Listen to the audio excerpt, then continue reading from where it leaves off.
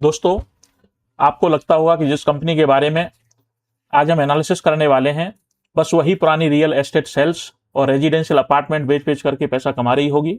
लेकिन सच तो यह है दोस्तों, असली लॉन्ग टर्म मल्टीपल स्टोरी तो हिडन है इसके डेटा सेंटर पाइपलाइन में।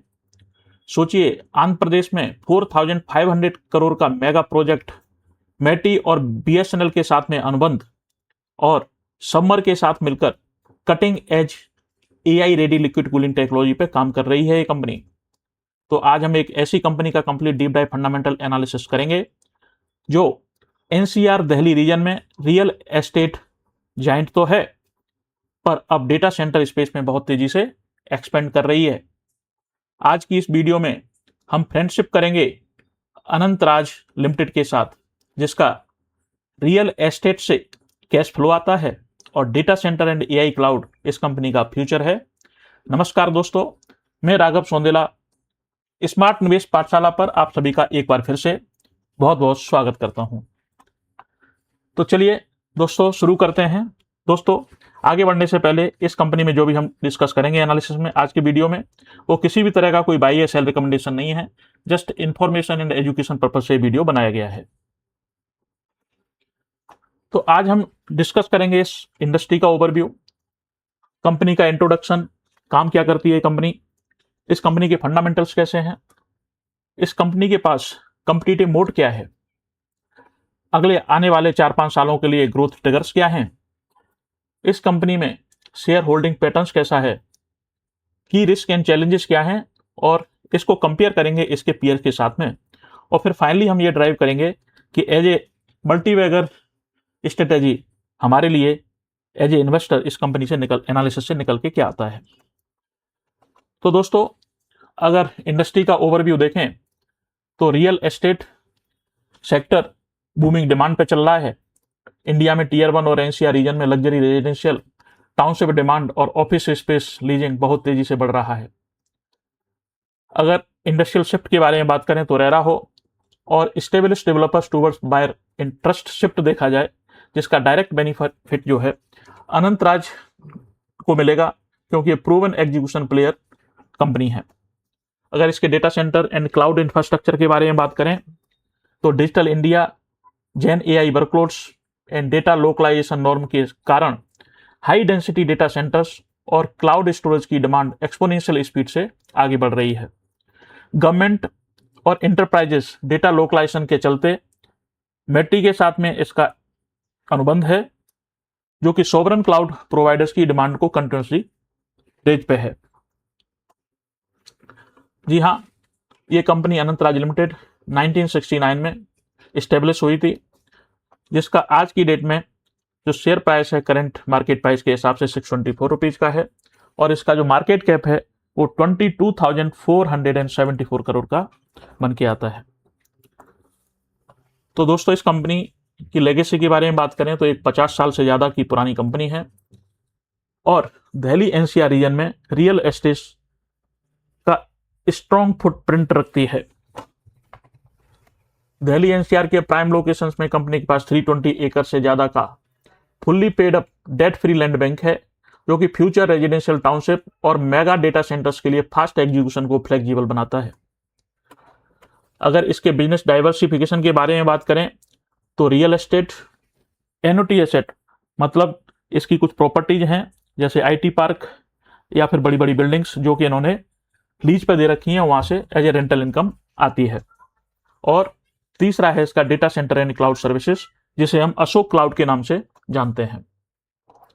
तो अगर इसके रियल एस्टेट बिजनेस के बारे में बात करें तो luxury 4 BHK high rise project in sector 63 है गुड़गांव, वहां पे जो इनका जो सेलिंग प्राइस है वो 18,000 पर स्क्वायर फीट अचीव हो चुका है। दूसरा, ग्रुपिंग हाउसिंग 2 एंड 3 के बारे में बात करें तो combined 2.1 million square feet saleable area with projected revenue of more than 5,000 crore. इनका बिरला नब्या जॉइंट वेंचर है, जहां पे प्रीमियम 764 लग्जरी फ्लोर्स की वजह से expected net cash flow 1000 crore से ज्यादा का है। अगर इनके commercial and annuity cash flow के बारे में बात करें तो इनके पास में अशोक टावर है, जो कि सेक्टर 63 गुड़गांव में है, जहां पर इनके पास 1.6 लाख स्क्वायर फीट एरिया का प्रॉपर्टी है।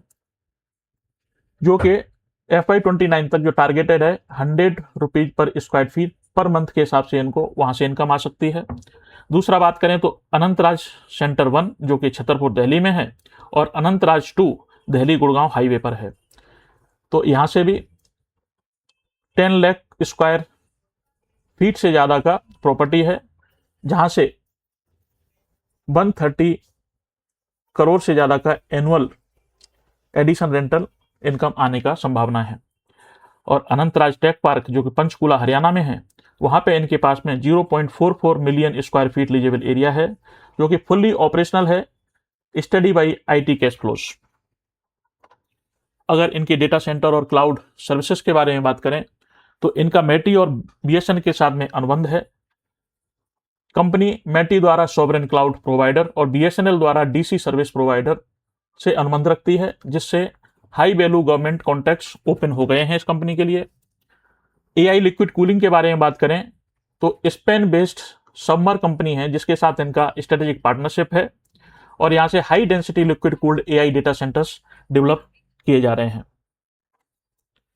अशोक क्लाउड के बारे में बात करें तो इनका सिस्को, VMware, पेलो अल्टो और नेट ऐप के साथ में मिलकर के end to end infrastructure as a service और enterprise sovereign cloud solution deliver कर रही है।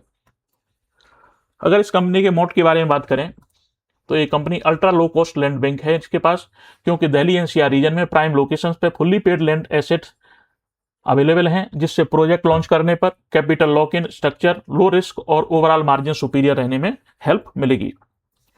अगर इनके sovereign cloud and PSU partnership के बारे में बात करें तो मेटी और BSNL के साथ में इनका अनुबंध है, पार्टनरशिप है। रेलटेल और TCIL एसोसिएशन गवर्नमेंट टेंडर्स और मिशन क्रिटिकल वर्कलोड के लिए हाई एंट्री बैरियर क्रिएट करते हैं। एसेट ट्रांसफॉर्मेशन प्लेबुक के बारे में बात करें तो एग्जिस्टिंग मैसिव इंफ्रास्ट्रक्चर बिल्डिंग है इनके पास में, जैसे कि मानेसर और राय में IT पार्क हैं, वो उन बिल्डिंग्स को डेटा सेंटर्स में कन्वर्ट करना चाहते हैं, जिसकी वजह से पर megawatt capex cost peer computer से सिग्निफिकेंटली लोअर रहेगी। अगर स्ट्रेटेजिक AI टेक टाइप्स के बारे में बात करें तो समर टेक्नोलॉजी के साथ में, जो कि एक स्पेन बेस्ड कंपनी है, liquid cooling AI ready data centre infrastructure partnership रखती है company. High density computing demand के लिए मोड प्रोवाइड करती है। अगर इस कंपनी के की फाइनेंशियल मैट्रिक्स के बारे में देखें तो इस कंपनी का मार्केट कैप है वो 22,474 करोड़ है। तो स्टॉक का जो प्राइस टू अर्निंग रेशियो है वो 40.5 है। PG रेशियो देखें तो 0.76 है, जो कि 1 से कम है। तो यहाँ से बोल सकते हैं कि कंपनी अंडर वैल्यूड है। डेट टू इक्विटी रेशियो देखें तो 0.12 है। और अगर इसका रेवेन्यू FY26 का देखें तो 2,511 करोड़ का हुआ करता था, जो जिसकी वजह से इनका जो एबिटा बना था 656 करोड़ का, और नेट प्रॉफिट जो कंपनी ने कमाया FY26 में वो 559 करोड़ का कमाया है। तो यहाँ से देखें year on year sales last 3 years की तो 38% की बन के आती है, और जो प्रॉफिट देखें लास्ट 3 ईयर्स का तो 54% के CAGR से बड़ा है। अगर इनकी रियल एस्टेट बिजनेस की पाइपलाइन देखें तो कंपनी के पास 6,500 करोड़ के पाइपलाइन एग्जिस्टिंग में है, और इनका ROE देखें लास्ट 3 साल का तो 10.2 है और ROC 10.6 का है। तो दोस्तों ये ROE ROC बहुत कॉमन है रियल एस्टेट बिजनेस के लिए, लेकिन इस कंपनी में जो यूनिक बात है वो डेटा सेंटर से रिलेटेड है, जो कि आगे 4-5 साल में आने वाले टाइम पे जहां से एक बहुत ही एक्सपोनेंशियल ग्रोथ आ सकती है इस कंपनी के बारे में। अगर इनका रेवेन्यू रियल एस्टेट और डेटा सेंटर की वजह से देखें सेग्रीगेशन करके तो आज की डेट में क्या है, तो जो कंपनी का रियल एस्टेट बिजनेस है वहां से 2026 में जो रेवेन्यू जनरेट हुआ है वो 92.8% के आसपास आया है, और उसकी वैल्यू देखें तो 2,335 करोड़ के आसपास बनती है। और डेटा सेंटर का जो रेवेन्यू है वो 176.49 करोड़ का है, जो कि मात्र 7.2% का ही कंट्रीब्यूशन किया है इन फाइनेंशियल ईयर 2026। अगर दोस्तों इनके रेवेन्यू के एक्सपेंशन के बारे में देखें तो FY23 में इस कंपनी का रेवेन्यू था वो 957 करोड़ का हुआ करता था, जो कि FY26 में 162% से बढ़कर के 2,512 करोड़ का हो चुका है। अगर FY23 का एबिटा देखें तो 245 करोड़ हुआ करता था, जो कि FY26 में बढ़कर के 723 करोड़ हो चुका है, जिसमें मैसिव 195% की ग्रोथ आई है कंपेयर टू FY23। सिमिलरली अगर इनका प्रॉफिट देखें तो FY23 में मात्र 151 करोड़ का प्रॉफिट बुक किया था इस कंपनी ने, जो कि 269% का मैसिव जंप लेकर के FY26 में 557 करोड़ का प्रॉफिट बुक किया है इस कंपनी ने। अगर इनका बैलेंस शीट के बारे में बात करें तो FY21 में कंपनी के पास में नेट डेट जो हुआ करता था वो 1626 करोड़ का हुआ करता था, जो कि FY26 में मात्र 50 करोड़ का रह गया है, मतलब डेट फ्री जीरो कंपनी हो चुकी है। बैलेंस शीट बिल्कुल रिस्क फ्री हो चुकी है, जिससे कंपनी हैवी इंटरेस्ट पेमेंट से फ्री बन गई है। अगर इनका क्रेडिट रेटिंग देखें तो A- है, जो कि स्टेबल बोला जाएगा और अच्छा भी बोला जाएगा। अगर कंपनी के आगे ग्रोथ के ट्रिगर्स के बारे में देखें तो फ्यूचर ग्रोथ इनकी डेटा सेंटर और रियल एस्टेट के बिजनेस के डीमर्जर पर टिकी हुई है। तो मैनेजमेंट कंपनी को 2 सेपरेट लिस्टेड एंटिटीज में स्प्लिट करने का एवेल्युएट कर रहा है, रियल एस्टेट डेवलपमेंट और data centre services. 357 megawatt capacity में से 25% allocation sovereign AI cloud services के लिए रहेगा, जहां पे super high EBITDA margins generate करेंगे।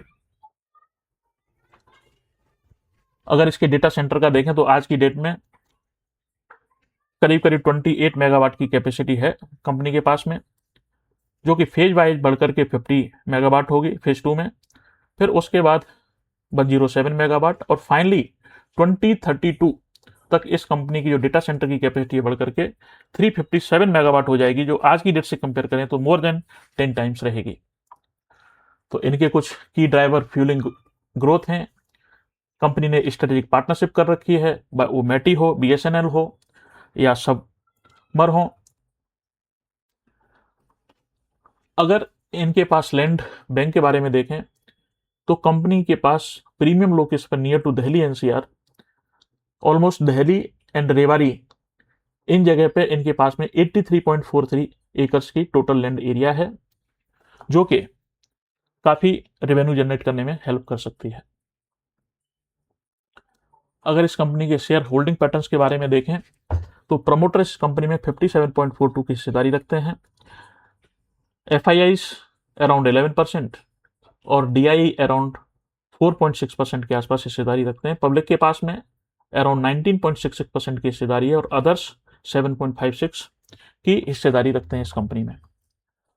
और इसकी मेन जो स्ट्रेंथ है, जो प्रमोटर्स के शेयर्स हैं वो किसी भी तरह से प्लेज नहीं है, प्लेज परसेंटेज इनकी 0 है, जो कि काफी अच्छी बात है। दोस्तों, कंपनी के बारे में, कंपनी की स्ट्रेंथ के बारे में बात करने के बाद थोड़ा सा ये देखते हैं कि इस कंपनी के लिए रिस्क और चैलेंजेस क्या क्या हो सकते हैं। तो इंटरेस्ट रेट हाइक या फिर broader macro economic slowdown residential sales velocity और कलेक्शन को टेम्पर कर सकती है।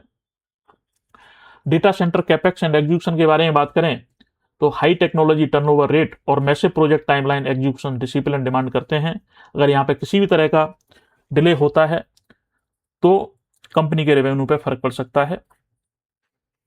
और दूसरा एक रिस्क और है इसमें रेगुलेटरी टाइप का, जहाँ पे सेक्टर 63 ये जो लग्जरी रेजिडेंशियल फेजेज हैं वहाँ पे रेरा और environmental clearance timing sensitive carry करते हैं, तो अगर उसमें किसी भी तरह का डिले होता है तो फिर से इस कंपनी के लिए प्रॉब्लम हो सकती है। अगर इस कंपनी को कंपेयर करें इसके पीयर्स के साथ में तो DLF, लोधा डेवलपर और गोदरेज प्रॉपर्टी के साथ में इसको कंपेयर कर सकते हैं। तो अनंतराज का जो मेन फोकस रहता है वो रियल एस्टेट और डेटा सेंटर दोनों बिजनेस पे है। डेटा सेंटर बिजनेस इनका स्केल अप कर रहा है। DLF के बारे में बात करें तो large scale luxury and leasing NCR residential township में डोमिनेंस रखती है कंपनी।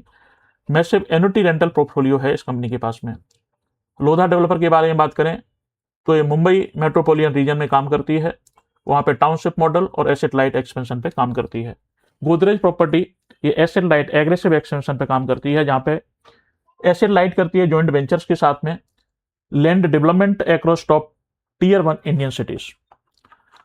अगर लास्ट सेल्स ग्रोथ और जो प्रॉफिट ग्रोथ है वो देखें तो यहाँ पे लास्ट 3 ईयर्स का जो सेल्स ग्रोथ है वो 38% का है, और लास्ट 1 ईयर का देखें तो 22% का है, और 3 ईयर्स का जो प्रॉफिट ग्रोथ है 54% का है, और लास्ट 1 ईयर का देखें तो 30% का है।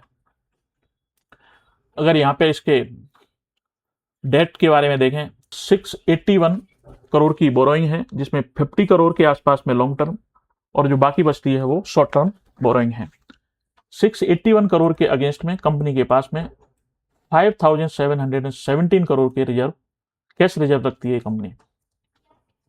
और इसके अगर प्रॉफिट और क्वार्टरली प्रॉफिट और इसके बारे में बात करें तो कंपनी लगातार अपनी सेल्स ग्रोथ को बढ़ा रही है, लगातार कंपनी का जो है सेल्स ग्रोथ बढ़ रहा है और एबिटा भी बढ़ रहा है। और परसेंटेज देखें अगर इनका मार्जिन्स का तो 22% से लेकर के 26%, 27% के बीच में वेरी कर रहा है, और similarly continuously company net profit growth भी दिखा रही है।